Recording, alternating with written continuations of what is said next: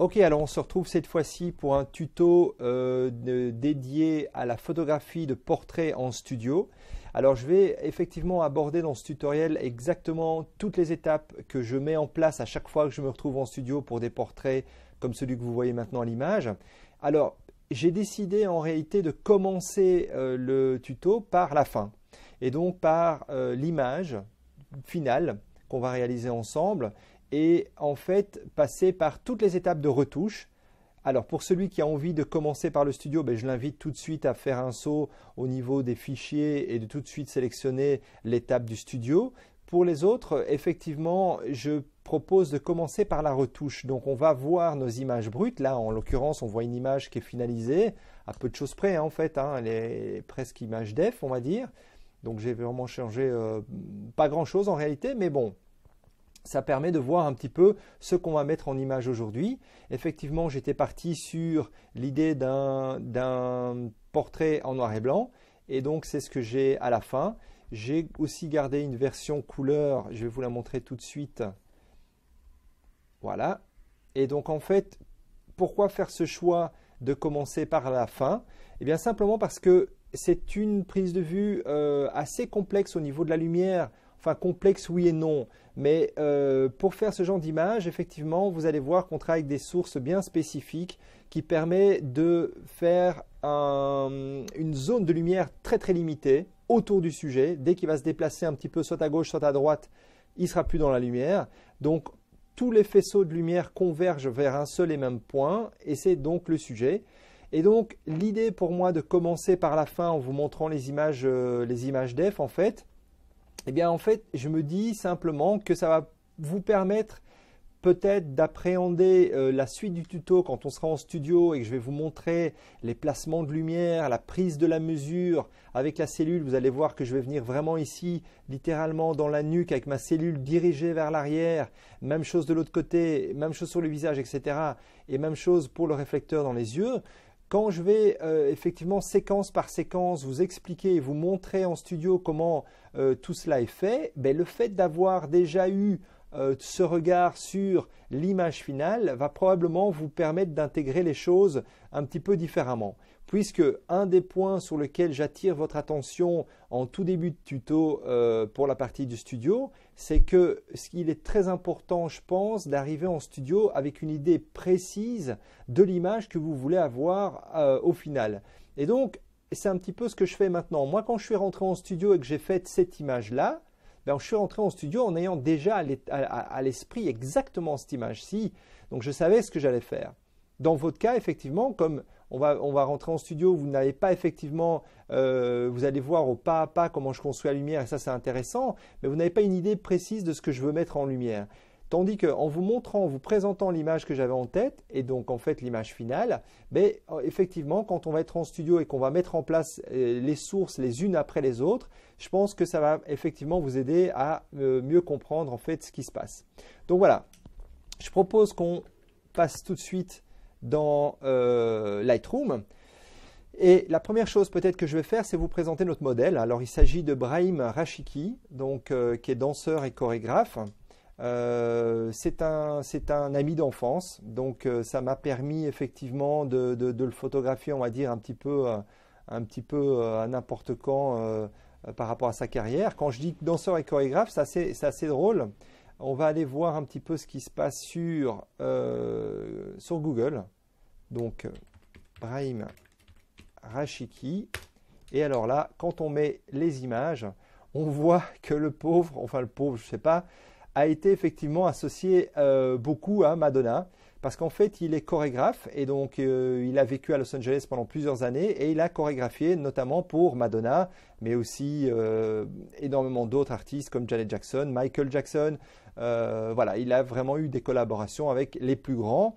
Et il se trouve que quand lui en tant que chorégraphe était connu, donc Brahim en tant que chorégraphe était connu, et puis quand Madonna a été vue en boîte avec l'autre Brahim, celui qui s'est avéré être son compagnon dans la vie, en fait il y a eu une espèce d'engouement, de buzz comme ça se passe dans les réseaux sociaux.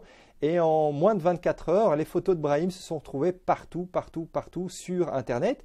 puisque l'autre Brahim, celui qui s'est avéré être vraiment le compagnon de Madonna, n'était pas encore véritablement connu de tout le monde, alors que Brahim Rashiki, qui avait fait, c'est d'ailleurs une image à moi, celle-là aussi qui se retrouve un petit peu partout, hein, Brahim Rashiki qui avait déjà fait le tour de Madonna au niveau de la chorégraphie, ben, quand il y a eu des fuites un peu, qu'on a vu Madonna dans une boîte avec Brahim, effectivement, on n'a pas pensé au nouveau Brahim qui était danseur, donc lui, hein, le danseur, on a pensé à Brahim Rashiki, mon ami, qui était chorégraphe et connu effectivement dans le milieu. Donc on a pensé à lui. Ça l'a pas beaucoup amusé, mais effectivement, quand vous tapez Brahim Rashiki sur Google, ben voilà, alors là, on voit effectivement toute son aventure. Alors voilà, par exemple, c'est une photo à moi. C'est là, je vais vous la montrer, la haute def. Alors c'est assez marrant parce que je me retrouve donc sur des sites espagnols que je ne connais pas.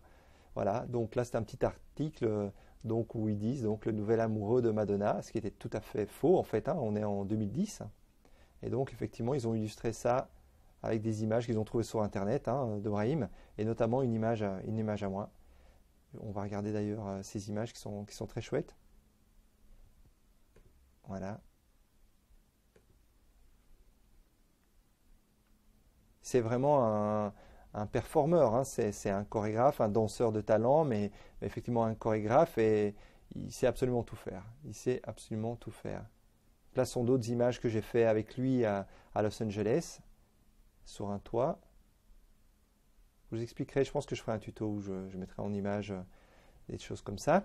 Ça c'est Maris from Paris, donc une autre danseuse aussi de Los Angeles. Et donc voilà, voilà pour les présentations. Et donc je vous propose qu'on attaque tout de suite. Alors toutes ces images-là, effectivement, c'est la construction de la lumière.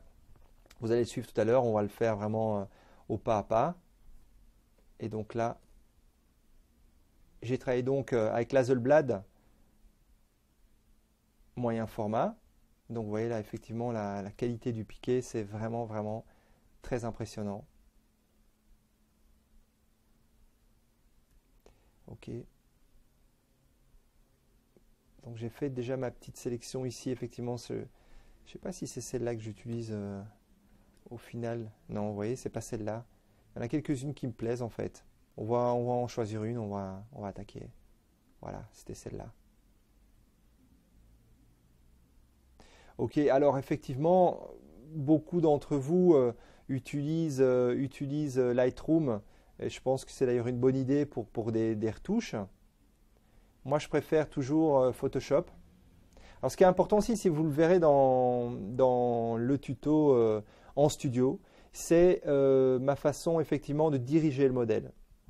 Alors effectivement, vous allez voir, tout se passe sur pied, tout est millimétré, c'est presque de la nature morte, mais je trouve que c'est très important, vous allez voir, parce que le moindre déplacement des yeux, le moindre déplacement du visage change tout de suite le discours de l'image ou l'intention ou l'émotion, et c'est ce genre de choses que vous allez apprendre au travers de ce genre de formation, effectivement. Regardez ici, vous voyez, juste il a amorcé un petit sourire ici, et ça raconte tout à fait une autre histoire. Là, il y a encore une intensité assez dramatique. Et puis là, ça le rend beaucoup plus sympathique. Ce qui ne veut pas dire que l'une est meilleure que l'autre. Ça veut dire que c'est tout à fait deux histoires différentes. Celle-là, effectivement, on le présente comme étant un personnage assez sympathique. Là, c'est peut-être plus un portrait d'artiste, un petit peu plus sévère, entre guillemets, plus introspectif, en fait. Et donc, effectivement, qu'est-ce qui s'est passé entre les deux? Une amorce de petit sourire, hein, un demi-sourire à droite là du visage et voilà, c'est tout à fait autre chose. Voilà.